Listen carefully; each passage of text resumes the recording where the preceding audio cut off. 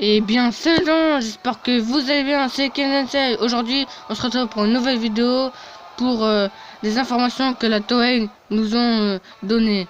Allez, c'est parti. Et j'ai mis aussi une nouvelle musique de fond, c'est l'opening de Dragon Ball Super, le deuxième. Allez, c'est parti. Nous avons le retour de Freezer. Et oui, il a été annoncé par Toyotaro. Et parce qu'il avait dit que tout le monde ne serait pas là dans la team. Et c'est un peu normal parce qu'on nous dit que c'était Boo qui... Enfin, peut-être que c'est Boo qui va être remplacé. Parce que c'est vrai qu'on a vu tout le monde dans l'opening se battre. Mais à part Boo, on l'a pas vu. Peut-être que c'est un clin d'œil que Freezer va le remplacer. Mais bon, après, j'aurais préféré que ce soit Kame et Sinin. Parce que Boo, vraiment, c'est vraiment un élément important pour la team Z. Enfin, la team de l'univers 7. Mais bon, après, Fraser, c'est vrai qu'il est bien plus fort que Boo, donc voilà. Mais bon, après, il reste quelques temps. Donc Fraser, il va s'entraîner combien de temps? Excusez-moi, il va s'entraîner combien de temps? Mais là, il doit rester environ 8 heures. Le temps qu'ils vont le chercher, il doit avoir 8 heures ou 9 heures. Enfin, peut-être 8 heures. Mais ça n'a plus, je sais plus, en tout cas, si ça a été 8 heures ou 9 heures. Mais en tout cas, le temps qu'ils viennent le chercher, en tout cas, ça fera 3 heures peut-être. Donc, il restera 5 heures. Et le temps que il y aille au palais de Zeno, tout ça, bon, il y restera qu'à Freezer 4 heures pour s'entraîner. Enfin, perfectionner sa technique Golden Freezer. Parce que contre Goku, eh ben, il s'était complètement... Il réussissait à rivaliser avec le Super Saiyan Blue, mais il s'est fait battre par Goku Super Saiyan Blue parce que sa technique n'est, parce qu'il n'a pas assez perfectionné pour qu'il soit assez endurant. Et comme le tournoi il dure 40 minutes et il doit utiliser sûrement cette technique pour rivaliser avec les autres, et ben il doit la perfectionner pour qu'il soit encore plus endurant, parce il va sûrement être face à des adversaires très puissants. Moi, je verrais bien un combat Freezer versus Frost, mais je pense aussi qu'il va affronter euh, la Kale, la scène légendaire, mais j'y reviendrai après. Mais qu'est-ce qui pourrait apporter Freezer dans l'équipe de la team de l'univers 7? Bon, Bon, ça dépend. Ça dépend comment il est, s'il est content. Mais bon, après, moi, je pense que c'est Beerus qui va lui dire si, enfin, comment dire, pas travail pour eux, mais combat-toi pour nous, comme ça, tout le monde est vivant. Ou sinon, Beerus va lui dire, sinon, je te tue maintenant. Et surtout que Beerus, enfin, Freezer, il a peur de Beerus. Donc, voilà, je pense que ça va se passer comme ça. Et en fait, c'est Baba, la sœur de Kame Sennin, qui va ressusciter Freezer, pas ressusciter totalement, mais par exemple 40 minutes ou 24 heures par exemple, pour que le temps qu'il s'entraîne tout ça et qu'il fasse le tournoi. Donc voilà. Mais après, ça ferait bizarre de voir un combattant avec une auréole. Donc moi, j'aimerais bien qu'il n'y aurait pas d'auréole, mais après, ça ferait un peu bizarre. Donc voilà. Et vous pensez que Freezer aura une nouvelle transformation? Moi, à mon avis, non, je pense pas. Je pense pas qu'il aura une nouvelle transformation comme sa peau elle sera bleue, tout ça.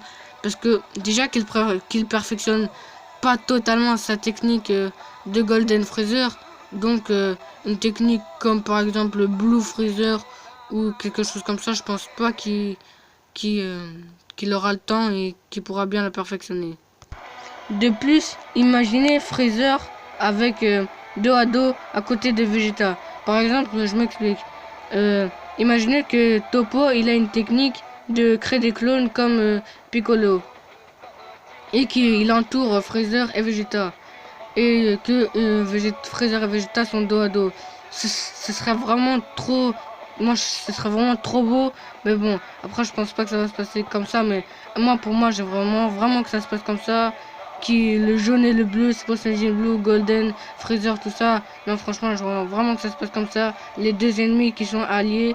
En plus, ça ferait un peu... En plus, je pense pas que tout le monde va accepter ça. À part C17 ou C18. Après, je pense pas C18 parce que c'est Freezer qui a tué Krillin. Donc, à part C17, il va un peu s'en foutre. Mais sinon, dans toute la team, je pense qu'il y en a qui vont quand même pas accepter qu'il aille là, afin qu'il combatte avec eux, afin qu'il soit dans la team de l'univers 16. Mais bon, après, ils ont pas le choix. Enfin, ils ont pas le choix parce que c'est pour l'avenir de leur univers. Maintenant, passons à Kale. Kale, c'est la Super Saiyajin légendaire de l'univers 6. Bon, il y a un peu des... Comment dire, non, moi, je me perds un peu avec Carifra et Kale. Parce que Carifra, on nous avait montré que dans les spoilers, on avait appris son nom, tout ça, juste en dessous elle, et à côté de ses pieds, là, il y avait une scène légendaire. Donc peut-être qu'ils ont fait juste un clin d'œil comme ça, ou peut-être que Carifra est la Super Saiyajin God de l'univers 6. Enfin, qui sait, mais je pense pas qu'elle aura les cheveux rose, rouge, ça fera un peu bizarre avec la coiffure qu'elle a. Donc je pense pas que Carifra c'est la Super Saiyajin God de l'univers 6. Bon, bref. Bon, Kale, on apprend qu'elle se fait toujours crier dessus et que Kiabe va lui apprendre à relâcher à lui faire enlever son stress parce qu'elle a tellement de stress qu'elle cache son potentiel et à cause de ça, elle peut pas se transformer en Super Saiyajin. Donc c'est Kiabe qui va lui dire mets-toi en colère comme Vegeta l'avait fait avec Kiabe. Donc Kiabe il va faire à peu près la même et au lieu que Kale se transforme en simple Super Saiyajin, elle va se transformer en Super Saiyajin légendaire. Peut-être que ça va se passer comme ça, qui sait. Moi j'aimerais bien. Donc voilà. Et à votre avis, est-ce que vous pensez que Kale, elle va avoir une transformation juste simple du Super Saiyajin? Peut-être ce serait assez stylé, mais bon. Après, je pense que ses cheveux qu'elle a normalement, je pense que elle va pas être juste jaune comme ça. Parce que je pense que ça va être un peu comme Goku quand elle va se transformer en simple Super Saiyajin 1. Et ses cheveux ils vont être quand même un peu un pétard, comme Goku. Donc voilà. Et aussi on apprend que à cause de son stress, elle rate pratiquement tout ce qu'elle fait, un peu comme Metal dans Boruto. Donc voilà. Et aussi c'est Kiabe qui va lui dire lâche ta colère comme je l'ai dit précédemment. Beaucoup de gens pensent qu'il y a aussi une autre Saiyajin qui fait partie de l'univers 11. Mais moi je ne pense pas. Je pense que juste c'était la Toei qui a voulu faire un foreshadowing pour nous hyper encore plus que la scène légendaire, c'est elle, tout ça fait partie de l'univers 11 avec Toppo, Jiren, tout ça, lui qui se combat contre Goku, Super Saiyajin Blue. Je pense qu'il voulait juste nous dire quelque chose comme ça pour que on soit hypé et qu'on regarde Dragon Ball Super.